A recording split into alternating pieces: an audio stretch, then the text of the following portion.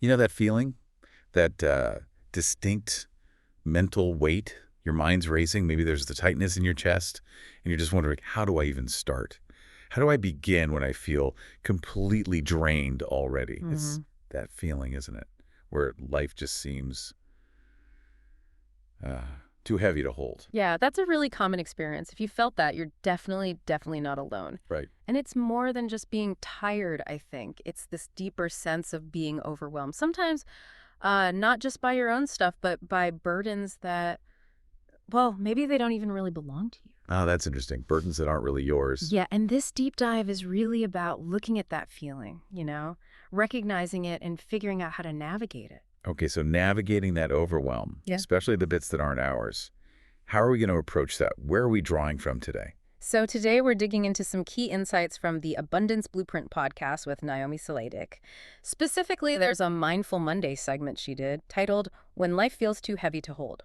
Really apt. Okay, great source. And our mission here. What are we trying to pull out for everyone listening? Well, the goal is really to extract the actionable wisdom, the stuff you can actually use to help transform those feelings of burden, of heaviness into, well, a genuine sense of abundance and really importantly, mental peace. Mental peace. Mm. That's key. Okay, abundance. It's a word we Yeah. hear a lot. How does this source define it? Because usually my mind goes straight to money. Right. That's the common trap. But what's really striking here is how Naomi Sadek redefines it. It's explicitly not just the number in your bank account. Instead, she says it's, and I'm quoting loosely here, how you feel when you wake up, how you move through your day, and what you give yourself permission to release. That last part is huge. Okay, what you give yourself permission to release, that really broadens things out, doesn't it? It takes it away from just the financial. Completely. It shifts it to an internal state almost, a feeling of having enough, being enough within yourself.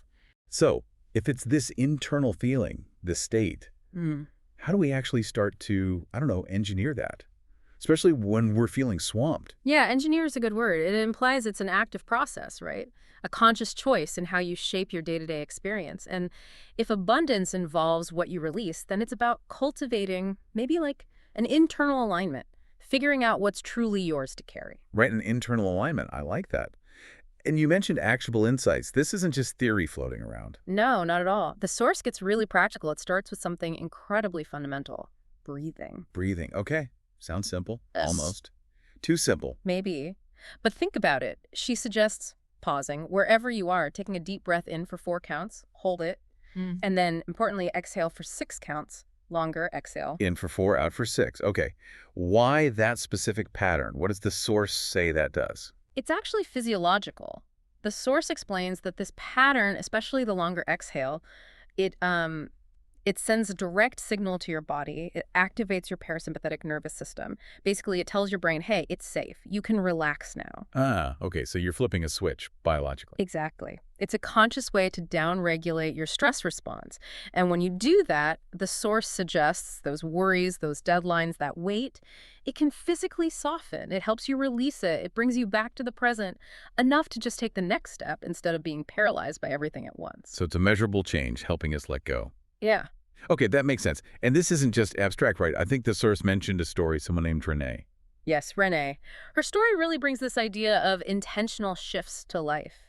It apparently struck Naomi Sadiq at a time when she was feeling overwhelmed, like she was, quote, hitting a wall and drowning in things that weren't even mine. Okay, so what was Renee doing? Well, Renee was a single mom, baking cakes to make ends meet. No business plan, no safety net, just, flour, sugar, and sheer determination. Wow, okay. And what caught Naomi's attention, what stopped her in her tracks, was Renee's really simple daily ritual. Every single morning, before she even turned on the oven, Renee would speak peace into her space.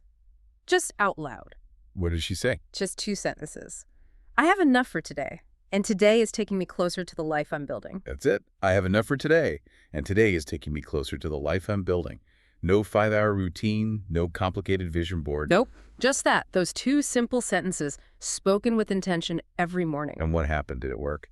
Apparently, it shifted everything for her. The source says 3 months later, she had enough baking orders to quit her other job. And it wasn't magic, It wasn't that all her problems vanished. But the point the source makes is that she slowed down. She created that pause, that ritual, And it allowed her to actually see the opportunities that were already there, maybe opportunities she was just stepping over before because she was so rushed and stressed. So she was actively, what was the word used earlier? Blueprinting. Exactly. Blueprinting her day, consciously setting the foundation, laying down the tracks for opportunity to find her. That really makes you think, doesn't it?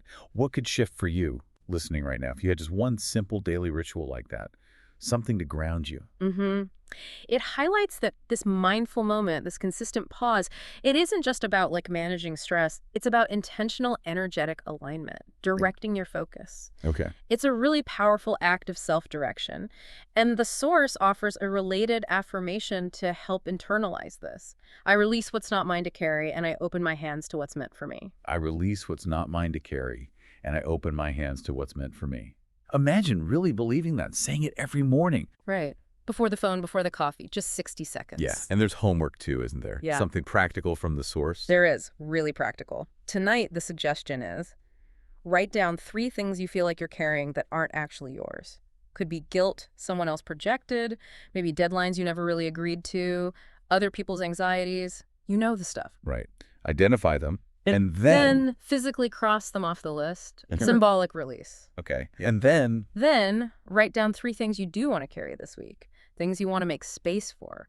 Maybe it's peace, maybe clarity, maybe opportunity. so you identify, you release, and you invite in. Exactly. It's that act of conscious identification and release. It ties real back to that idea of abundance being something you blueprint, not something you just chase after. Because you're consciously choosing where to put your energy. You're setting boundaries, even with yourself. Okay, so let's bring this all together. We've dived into this Mindful Mondays segment. What's the core message for you listening?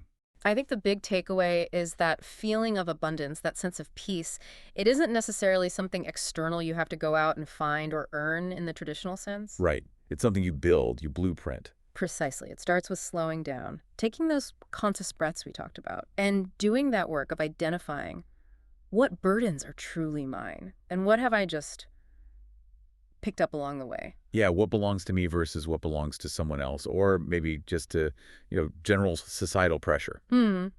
It's that continuous conscious act of creating your internal state. So the closing advice from the source really sums it up. It does. Breathe deep, journal often, and keep building.